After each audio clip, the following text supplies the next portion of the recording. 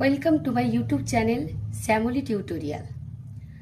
আজ প্রিয় স্টুডেন্টদের জন্য ক্লাস 10-এর সেকেন্ড ইউনিট টেস্টের ইতিহাস বিষয়ের 4th নম্বর অধ্যায়ের থেকে বেশ কয়েকটি 4 নম্বরের প্রশ্ন তোমাদের জন্য আলোচনা করলাম।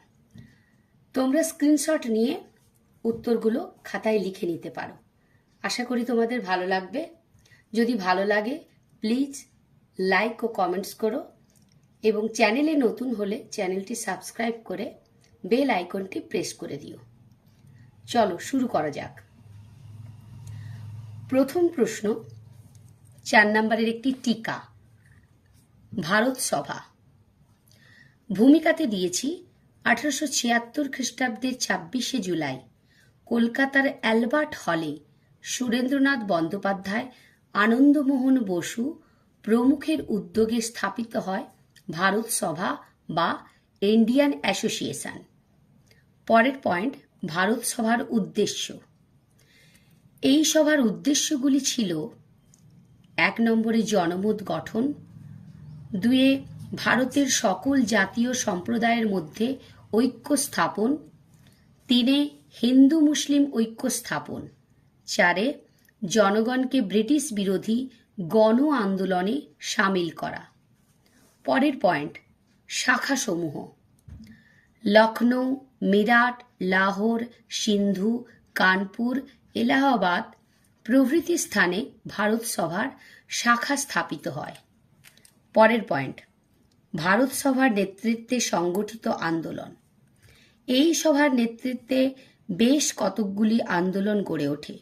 এগুলির মধ্যে উল্লেখযোগ্য হল: 1 সিভিল সার্ভিস সংক্রান্ত আন্দোলন, 2 এলবার্ট বিল আন্দোলন, 3 অস্ত্র আইন আন্দোলন, 4 দেশীয় ভাষায় সংবাদপত্র আইন ও সরকারের কৃষক শোষণ বিরোধী আন্দোলন প্রভৃতি উল্লেখযোগ্য।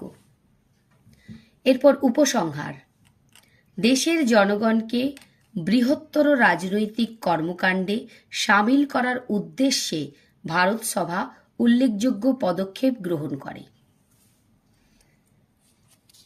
এরপর পরের প্রশ্ন, গোরা উপন্যাসটিতে রবীন্দ্রনাথের যে জাতীয়তাবাদী ভাবধারার পরিচয় পাওয়া যায় তা বিশ্লেষণ করো। ভূমিকা: বাংলা উপন্যাসে ভারত চিন্তা ও জাতীয়তাবোধের উজ্জ্বলতম দৃষ্টান্ত হল রবীন্দ্রনাথ ঠাকুরের গোরা। এই উপন্যাসের কেন্দ্রীয় চরিত্র গোরার বক্তব্য ও কার্যকলাপের মাধ্যমে উগ্র জাতীয়তাবাদের পরিবর্তে গঠনমূলক ও সমন্বয়বাদী জাতীয়তাবাদের রূপটি প্রকাশিত হয়েছে। পরের পয়েন্ট, পটভূমি। 1905 খ্রিস্টাব্দে স্বদেশী আন্দোলনের উত্তাল তরঙ্গে উগ্র জাতীয়তাবাদ ও সাম্প্রদায়িক অসহিষ্ণুতার পটভূমিতে রচিত হয় গোরা উপন্যাসটি। পরের পয়েন্ট, ভারতের প্রকৃত রূপ। উপন্যাসের নায়ক গোরা ভারতবর্ষের সত্য মূর্তি উপলব্ধি করার জন্য এবং সকলকে তা উপলব্ধি করাবার জন্য ব্যাকুল।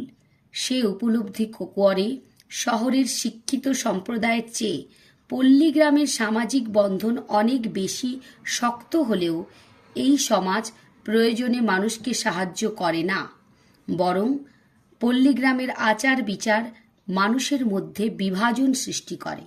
গোরা তাই এই সমাজের বিরোধিতা করে। পরের পয়েন্ট, ধর্মীয় পরিচয়ের গুরুত্বহীনতা। ভারতীয়দের উপর ব্রিটিশদের ঘৃণা ও বিদ্বেষ লক্ষ্য করে গোরা উগ্র হিন্দুত্ববাদী আদর্শের প্রতি আকৃষ্ট হলেও পরে বুঝতে পারে যে ধর্মীয় পরিচয় সবচেয়ে বড় বা একমাত্র পরিচয় নয়, সব ধর্মের উপরে মানব ধর্ম। পরের পয়েন্ট, ঐতিহ্যের প্রতি শ্রদ্ধা। রবীন্দ্রনাথের গোরা সুপ্রাচীন ভারতীয় সভ্যতার ঐতিহ্যে মুগ্ধ হয়। সে সংকল্প করে স্বদেশের প্রতি স্বদেশবাসীর শ্রদ্ধা সে ফিরিয়ে আনবেই, তারপর অন্য কাজ। পরের পয়েন্ট, দেশাত্মবোধের প্রচার। উপন্যাসের শেষে গোরা বলে, আমি ভারতীয়, আমার কাছে হিন্দু বা মুসলিম বা খ্রিস্টান সম্প্রদায়ের মধ্যে কোনো বিভেদ নেই। আজ ভারতের সব বর্ণই আমার বর্ণ। গোরার এসব উক্তি ভারতবাসীর মনে জাতীয়তাবোধ জাগ্রত করে। উপসংহার: রবীন্দ্রনাথ গোরাকে ধর্মীয় সংস্কারের বন্ধন থেকে মুক্ত করে এক কল্যাণকারী সেবকে পরিণত করেন। তাঁর গোরা স্বদেশের প্রতি স্বদেশবাসীর শ্রদ্ধা ফিরিয়ে আনতে বদ্ধপরিকর। তাই ভারতের জাতীয় চেতনা ও জাতীয়তাবোধের বিকাশে গোরা উপন্যাসটির গুরুত্ব অপরিসীম। এরপর পরের প্রশ্নে চলে যাই।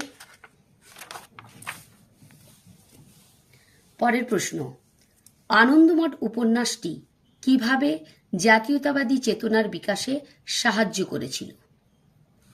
ভূমিকা: ভারতীয় জাতীয় জাগরণ ও মুক্তি সংগ্রামের ইতিহাসে সাহিত্য সম্রাট বঙ্কিমচন্দ্র রচিত আনন্দমঠ উপন্যাস এক অতি উল্লেখযোগ্য গ্রন্থ। প্রকাশ: আনন্দমঠ উপন্যাসটি প্রথমে 1881 খ্রিস্টাব্দে মাসিক বঙ্গদর্শন এ ধারাবাহিকভাবে প্রকাশিত হয়। পরে 1882 খ্রিস্টাব্দে গ্রন্থাকারে প্রকাশিত হয়। পটভূমি: বাংলায় 76-এর মন্বন্তর ব্র্যাকেটে 1176 বঙ্গাব্দ ও সন্ন্যাসী ফকির বিদ্রোহের ব্র্যাকেটের মধ্যে 1763 থেকে 1780 খ্রিস্টাব্দ পটভূমিকায় রচিত হয় এই উপন্যাসটি। পরের পয়েন্ট: জাতীয়তাবাদী চেতনায় আনন্দমঠ। ভারতে জাতীয়তাবাদী চেতনার উন্মেষে আনন্দমঠ ছিল খুব গুরুত্বপূর্ণ এক জাতীয়তাবাদী উপন্যাস। কারণ: একে, স্বদেশ প্রেম। এই উপন্যাসটি সমগ্র ভারতবাসীর মনে দেশপ্রেম জাগিয়ে তোলে। এজন্য উপন্যাসটি স্বদেশ প্রেমের গীতা নামে পরিচিত। বঙ্কিমচন্দ্র বলতেন, patriotism is religion and religion is patriotism, অর্থাৎ দেশপ্রেমই হল ধর্ম এবং ধর্মই হল দেশপ্রেম। পরের পয়েন্ট: ব্রিটিশ শাসনের দুর্দশার চিত্র। আনন্দমঠ উপন্যাসে বঙ্কিমচন্দ্র সমকালীন ভারতবাসীর সামনে পরাধীন ভারত মাতার দুর্দশার চিত্র তুলে ধরেন। স্বৈরাচারী ব্রিটিশদের বিরুদ্ধে ভারতবাসীকে এগিয়ে আসার আহ্বান জানান। পরের পয়েন্ট: বন্দে মাতরম সঙ্গীত। এই উপন্যাসে উল্লিখিত বন্দে মাতরম হল দেশপ্রেমের মহাসঙ্গীত, জাতীয়তাবাদের বেদ, বাইবেল, গীতা। পরের পয়েন্ট: দেশ মাতার আদর্শ। আনন্দমঠে বঙ্কিমচন্দ্র বলেছিলেন, আমরা অন্য মা মানি না, জননী জন্মভূমিশ্চ স্বর্গাদপি গরীয়সী। তিনি আরও বলেন, শেষ দেশ হলেন মা, দেশপ্রেম হল ধর্ম, দেশ সেবা হল পূজা। পরের পয়েন্ট: সন্তান দলের আদর্শ। বঙ্কিমচন্দ্র তাঁর আনন্দমঠ উপন্যাসে একটি সন্তান দলের উল্লেখ করেছেন। এই দল ব্রিটিশদের বিরুদ্ধে ঐক্যবদ্ধ হয়ে মুখে বন্দে মাতরম মন্ত্র নিয়ে কামানের সামনে রুখে দাঁড়ায়। উপসংহার: সবশেষে বলা যায় যে ভারতবর্ষে জাতীয়তাবাদী পরিবেশ সৃষ্টি করতে এবং ভারতবাসীকে জাতীয়তাবাদী মন্ত্রে দীক্ষিত করতে বঙ্কিমচন্দ্রের আনন্দমঠ উপন্যাসটির অবদান চিরস্মরণীয়। বিপ্লবী অরবিন্দ ঘোষ তাই বঙ্কিমচন্দ্রকে ভারতীয় জাতীয়তাবাদের ঋষি বলে অভিহিত করেছেন। পরের প্রশ্ন: শিক্ষিত বাঙালি সমাজ কেন 1857 সালের বিদ্রোহকে সমর্থন করেনি? সূচনা: 1857 খ্রিস্টাব্দের মহাবিদ্রোহের সূচনা সিপাহীদের দ্বারা হলেও কৃষক, কারিগর, শ্রমিক, শিল্পী প্রভৃতি সম্প্রদায়ের মানুষ এই বিদ্রোহে অংশগ্রহণ করেছিল এবং বাংলায় শুরু হলেও ভারতের বিভিন্ন জায়গায় এই বিদ্রোহ ছড়িয়ে পড়েছিল। কিন্তু মধ্যবিত্ত শিক্ষিত বাঙালি সমাজ এই বিদ্রোহকে সমর্থন করেনি, বরং অধিকাংশ শিক্ষিত বাঙালি বিরূপ মনোভাব দেখিয়েছিলেন। যেমন সমসাময়িক বাঙালি কিশোরী চাঁদ মিত্র, শম্ভুচরণ মিত্র, রাজনারায়ণ বসু, দুর্গা দাস বন্দ্যোপাধ্যায়, রাধাকান্ত দেব প্রমুখ এই বিদ্রোহের বিরোধিতা করেন। পরের পয়েন্ট, মহাবিদ্রোহের প্রতি শিক্ষিত বাঙালি সমাজের বিরূপ মনোভাবের কারণ। 1 নম্বর পয়েন্ট, অপরিহার্য ব্রিটিশ শাসন।